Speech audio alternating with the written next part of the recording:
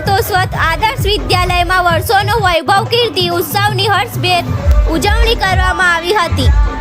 આ કાર્યક્રમમાં ભૂતપૂર્વ વિદ્યાર્થીઓનું સ્નેહ મિલન પણ રાખવામાં આવ્યું હતું અને એની સાથે શાળાના આચાર્ય હિમાંશુભાઈ સુતરિયા સાહેબનો વિદાય કાર્યક્રમ પણ રાખવામાં આવ્યો હતો।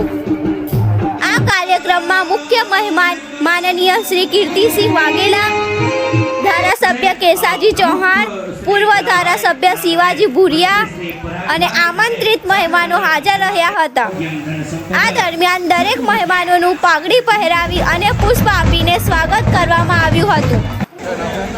આ કાર્યક્રમમાં રાત્રે રાસ ગરબા સાથે સાથે સાંસ્કૃતિક કાર્યક્રમોનું પણ આયોજન કરવામાં આવ્યું હતું।